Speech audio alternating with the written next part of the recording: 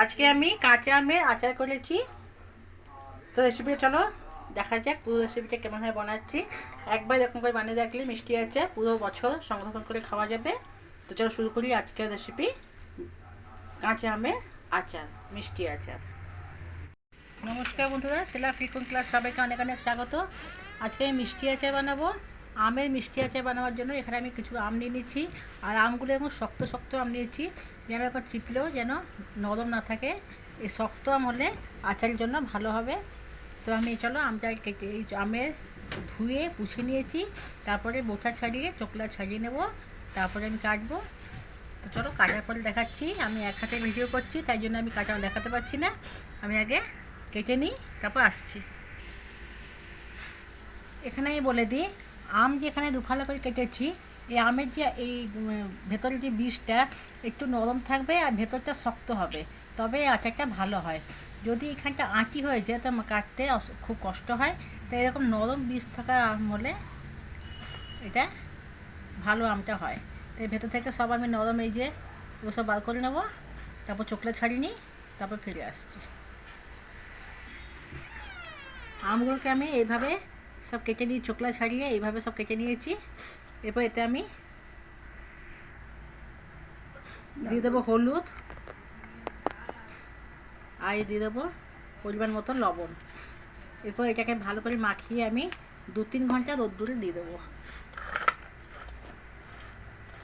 বেশিক্ষণ রোদে দেবো না, এই নুন দেওয়ার পরে যে জলটা বেরোবে এই জলটা মরা শুকিয়ে যাবে, তত অবধি আমি রোদ্দুরে দিয়ে দেবো। ভালো করে মাখিয়ে রোদ্দুরে দিয়ে দেবো। নুন হলুদ মাখিয়ে আমি এখানে রোদ্দুরে দিয়ে দিলাম 2-3 ঘন্টার জন্য। এই যে জলটা আমি নুনের থেকে জলটা বেরোবে, ওই জলটা শুকনো অবধি আমি রোদ্দুরে দেবো 2-3 ঘন্টা, তারপরে ফিরে আসছি। এরপর আচারের জন্য একটা মশলা তৈরি করব। নিয়েছি ওখানে আমি 2 কিলো আম নিয়েছিলাম, তার জন্য এখানে আমি 1 চামচ জিরে, 1 চামচ মৌরি, ঝাল অনুযায়ী লঙ্কা দিয়েছি, লঙ্কা প্রচণ্ড ঝাল দিয়েছি এখানে আমি 5টা শুকনো লঙ্কা, 1 চামচ ধনে, আর 1 মুঠো এইটুকু নিয়েছি এখানে মেথি। মেথিটা বেশি দিলে তেতো হয়ে যাবে, তাই আমি অল্প একটু মেথি নিয়েছি খালি স্বাদ আনার জন্য। এগুলো সবগুলোকে আমি এখন শুকনো খোলায় ভেজে নেব। আমি ননস্টিক প্যান নিয়েছি এখানে, যে কোনো কড়াইতে ভাজলে চলবে।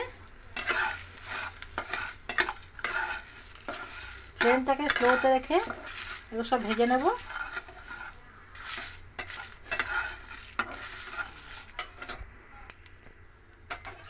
মশলা থেকে একটা সুন্দর গন্ধ বেরোলে এটা বন্ধ করে দেবো, বেশি ভাজলে আবার তেতো হয়ে যাবে। এবার এটা ঠান্ডা হলে গুঁড়িয়ে নেব। 4-5 ঘন্টা পরে এলাম, এই আম পুরো শুকিয়ে গেছে। পুরো শুকায়নি, তবে জলটা পুরো মরে গেছে, আমটা একটু শুকিয়ে এসছে। এরপর কড়াইতে আমি আখের গুড় নিয়ে নিয়েছি, আখের গুড়টাকে একটু আমি গরম করে নিলাম, তার জন্য নরম হয়ে গেছে। এরপর এই অবস্থায় আমি এই আমগুলোকে দিয়ে দেবো। আমের সঙ্গে গুড়টা ভালো করে মজবে, তাই আমি আমগুলোকে দিয়ে দিচ্ছি।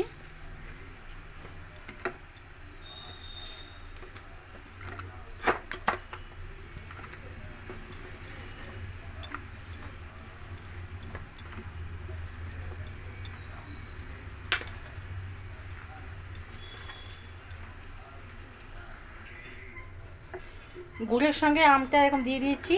এরপর দেখো ভালো করে ফুটবে, ফুটলে আমটা পুরো নরম হয়ে যাবে। আমি রান্নাটা এরকম নেড়ে নেড়ে নেড়ে নেড়ে করবো।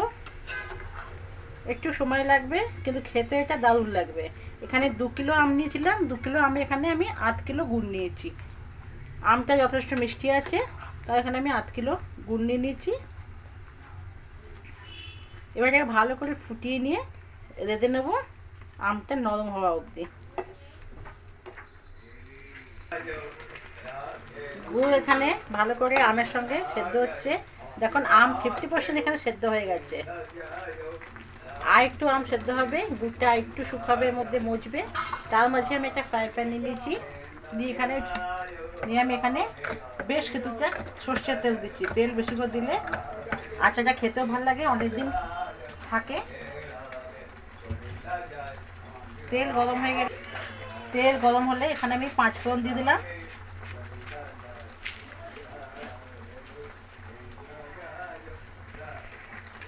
তেল এখানে ভালো করে হয়ে গেলে 5 ফোড়ন থেকে একটা ভালো সুন্দর গন্ধ বেরোলে একটু বেশি করে আমি হিং দিয়ে দিচ্ছি, 1 চামচের মতন হিং দিয়ে দিচ্ছি। হিং দিলে আচারের স্বাদটা ভালো থাকে, খুব সুন্দর লাগে খেতে। হিং দিয়ে দিলাম। এরপর এটা নাড়াচাড়া করে নিয়ে আমি এটাকে ডাইরেক্ট দিয়ে দেবো আচারের মধ্যে। যে আচারটা ফুটছে এর মধ্যে দিয়ে দিলাম।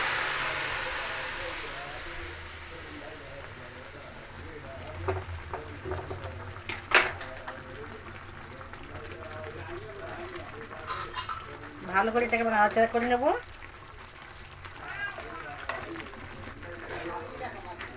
আর 10 মিনিট ভালো করে ফুটবে। টোটাল আচারটা করতে আমার এখানে 30 মিনিট লেগে গেল। এখানে আর 10 মিনিট হবে, টোটাল 40 মিনিটে আচারটা কমপ্লিট হয়ে যাবে। আম এখানে পুরোপুরি সেদ্ধ হয়ে গেছে, আর গুড়টাও যথেষ্ট পরিমাণে শুকিয়ে গেছে, মিশে গেছে আমের সঙ্গে। এবার এখানে আমি 1 চামচ দিয়ে দিচ্ছি ভিনেগার। আমটা প্রচণ্ড মিষ্টি, তাই ভিনেগার দিলাম। আমটা টকও হবে আর অনেক দিন থাকার জন্য সাহায্যও করবে। এরপর শেষে আমি এই যে মশলাটাকে করে গুঁড়িয়ে রেখেছিলাম, ভেজে গোলানো মশলাটা, সেটা দিয়ে দেবো। ভালো করে মিশিয়ে নেব। মশলা দেওয়ার পরে বেশিক্ষণ আর ঘাঁটা যাবে না, বা বেশিক্ষণ এখানে আগুনে রাখা যাবে না চুলায়, মশলার গন্ধটা পুরোপুরি চলে যাবে। তাই মশলাটা দিয়ে ভালো করে নেড়ে আমি চুলাটা বন্ধ করে দেবো। এখানে তৈরি হয়ে গেল মিষ্টি আমের আচার। এটা অনেক দিন ধরে পুরো বছরটা সংরক্ষণ করে খাওয়া যাবে, কাঁচা শেষেটা রেখে মাঝে মাঝে রোদ্দুরে দিয়ে।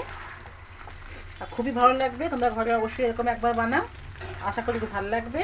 আর কেমন হয়েছে এই আমের আচারের রেসিপিটা আমাকে কমেন্টে জানাবে। ভালো লাগলে লাইক করবে, শেয়ার করবে, আর নিত্য নতুন রেসিপি আপডেট পাওয়ার জন্য আমার চ্যানেলটিকে সাবস্ক্রাইব করে দেবে। ভালো থাকবে, সুস্থ থাকবে। কালকে আবার কোনো রেসিপির সঙ্গে দেখা হয়ে যাবে। ধন্যবাদ।